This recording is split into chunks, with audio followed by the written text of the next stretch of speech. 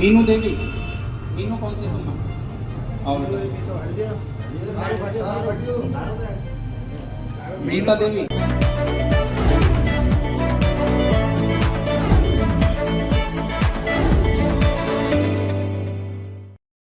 महारानी अहिल्याबाई होलकर जन्मोत्तरी शताब्दी वर्ष स्मृति अभियान 2025 के अंतर्गत नगर पंचायत कार्यालय जहांगीरपुर में आयोजित सम्मेलन में मुख्य अतिथि श्री विजय भाटी, पूर्व जिला अध्यक्ष भाजपा गौतम बुद्ध नगर, श्रीमती संगीता रावल जिला उपाध्यक्ष महिला मोर्चा रही, श्री चंद्रमणि भारद्वाज जिला संयोजक IT, जिला सह संयोजक स्मृति अभियान ने रानी के जीवन चरित्र का दर्शन कराया। उन्होंने बताया, रानी का जीवन आज के समाज के लिए भी अत्यंत प्रासंगिक है।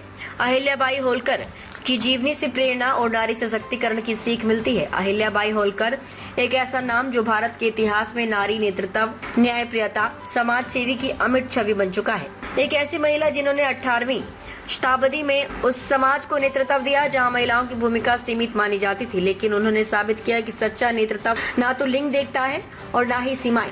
12 साल की आयु में शादी हो जाना और 29 साल की आयु में अपने पति को खो देना, ये किसी के लिए भी असहनीय होता है, लेकिन उन्होंने अपने को कमजोर नहीं माना और अपने ससुर के कहने पर शासन की बागडोर संभाली और ऐसा शासन का उदाहरण दिया जो आज भी नारी शक्ति के लिए प्रेरणा का विषय है। उनकी शासन व्यवस्था जनहितकारी, न्यायपूर्ण और दूरदर्शी थी। उन्होंने मंदिरों का पुनर्निर्माण किया, व्यापार और कृषि को प्रोत्साहन दिया और सबसे बड़ी बात, उन्होंने हर वर्ग के लोगों को समान दृष्टि से देखा। आज जब हम नारी सशक्तिकरण की बात करते हैं तो हमें अहिल्याबाई होलकर जैसी विभूतियों से प्रेरणा लेनी चाहिए। नारी सशक्तिकरण का अर्थ केवल अधिकारों की मांग नहीं, बल्कि कर्तव्यों के निर्वहन, आत्मनिर्भरता और नेतृत्व क्षमता को पहचानने व निखारने का नाम है। हमें चाहिए कि हम अपने समाज की हर बेटी, हर बहन, हर माँ को वो अवसर दें जिसमें वे अपने भीतर की अहिल्याबाई को पहचान सके। शिक्षा, आत्मविश्वास और समान अवसर, यही सच्चे सशक्तिकरण के स्तंभ है। उन्होंने न केवल अपनी दूरदृष्टि, न्यायप्रियता और धर्मनिष्ठा से राज्य को स्थायित्व दिया, बल्कि उसे समृद्धि की ओर अग्रसर किया। 300 साल पहले उन्होंने मंदिरों, तालाबों, घाटों का निर्माण कराया, जिसमें काशी विश्वनाथ, रामेश्वरम आदि सम्मिलित है। धर्म के प्रति उनके विचार देखे जाएं तो वो अनन्य शिव भक्त थी और जब तक शासन किया। न्याय की बात करें तो उन्होंने एक ऐसी मिसाल पेश की जो हम जैसे सोच भी नहीं सकते। तो राजा के दरबार या कोई भी तो सब कोई प्रजा जाने को तैयार है। गाड़ी कौन चलाएगा उसके ऊपर को? भाई राजा का बच्चा है, कौन चलाएगा? कोई नहीं चलाएगा।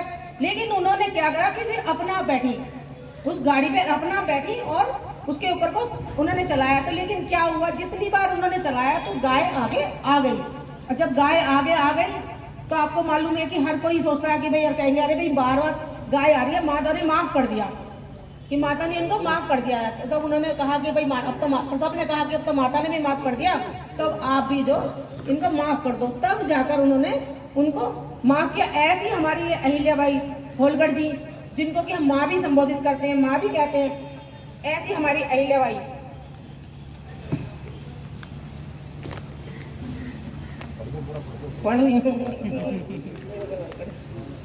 और एक घटना और एक जब वो कोच की चाबी हमारे उन्होंने जिलाध्यक्ष जी, आज ये प्रोग्राम रखा है, क्या कुछ पूरा प्रोग्राम है? ये जो कार्यक्रम है हमारी पुण्य श्लोक लोक माता अहिल्याबाई जी के ऊपर है। 300 साल होने पर उनकी जन्म शताब्दी पर ये कार्यक्रम रखा गया है और ये पूरे प्रदेश में चल रहे हैं, हमारे ज़िले में भी चल रहा है हर जगह। तो ये नगर पंचायत जहांगीरपुर में कार्यक्रम रखा गया है और इसमें महिलाओं को विशेष रूप से आमंत्रित किया गया है और महिलाएं हमने मुख्य वक्ता रखी हैं अपने ज़िले के अंदर। अधिकतर महिलाएं मुख्य वक्ता हैं।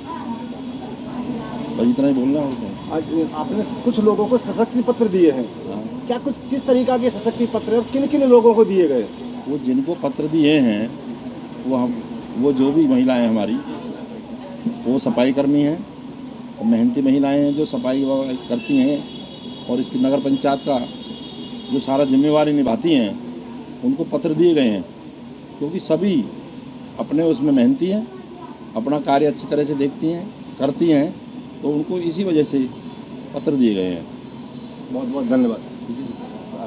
इसका जवाब दे देना, आप भी एक का ही दे देना। भारद्वाज जी, आज ये जो प्रोग्राम रखा है, क्या कुछ पूरा प्रोग्राम है, कुछ बता पाएंगे हमारे दर्शकों को? यह पुण्य श्लोक रानी अहिल्याबाई होलकर जी के 300वीं जो हम जयंती मनाने जा रहे हैं, जन्म जयंती 31 मई को, उसको लेकर के पूरे देश में रानी अहिल्याबाई होलकर जी के बारे में लोगों को जागरूक करने के लिए, लोगों को बताने के लिए कि 300 साल पहले महिलाओं की क्या स्थिति थी और उस समय भी ऐसी एक वीरांगना थी, एक ऐसी महान विभूति थी जिन्होंने विषम परिस्थितियों में समाज का नेतृत्व किया, शासन किया और देश की आंतरिक और बाह्य सुरक्षा को लेकर जिन्होंने ईमानदारी से निष्ठापूर्वक कार्य किया।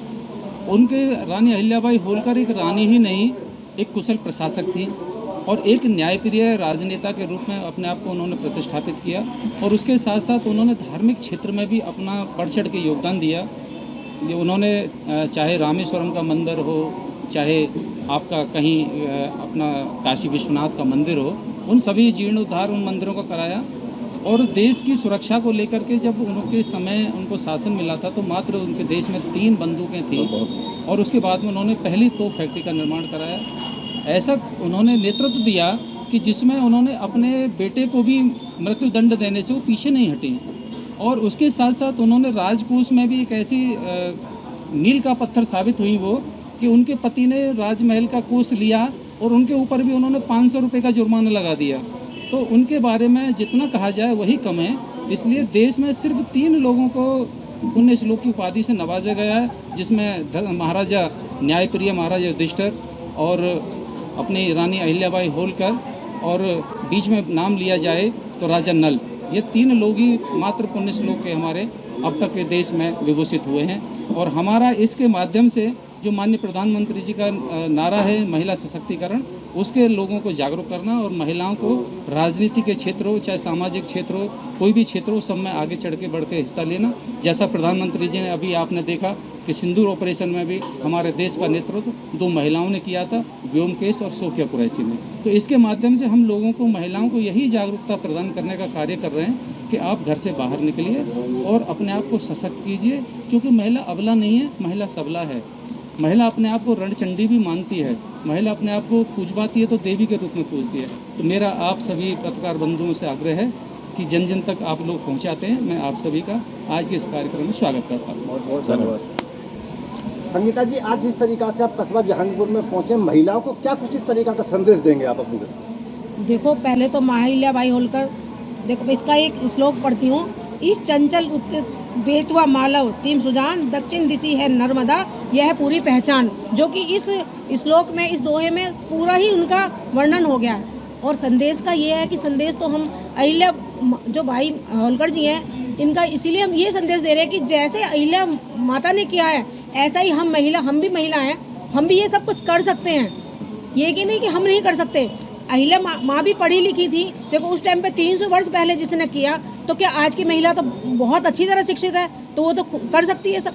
तो ये जैसा अहिल्या माँ, हम उनके कदमों पर चले, अहिल्या माँ के और कदमों पर चलेंगे तो हम सब कुछ कर सकते हैं। उन्होंने देखो कितना करवाए, मंदिर बनवाए, तालाब खुदवाए, अपनी महिलाओं के लिए स्नान गृह बनवाए। तो क्या हम महिलाओं का एक भी हम कुछ करें, एक भी चीज़ करेंगे तो हम, उस टाइम का तो 300 साल पुरानी बात है, आज हम एक भी करते हैं तो कितना मीडिया है, सब कुछ है, तो कितना नाम होता है। तो हम तो यही सबको संदेश देते हैं कि अपने घर में रह के भी आप खुद काम करो, क्या अचार का करो, क्या लिफाफे का करो, कोई भी काम करो, सब काम महिला कर सकती है। महिला किसी पर भी निर्भर नहीं है। ये अहिल्याबाई होलकर के जो 300 जयंती है, तो इस पर क्या संदेश देना चाहेंगे देशवासियों को? 300 जो 300 जयंती, देखो पहले तो ये जो हम संदेश ये देना चाहेंगे, देखो हमारे मोदी जी ने 300 साल पुरानी, मतलब अहिल्याबाई को नाम ही सुना था लोगों ने, लेकिन उनका जीवन परिचय कुछ नहीं जानते थे।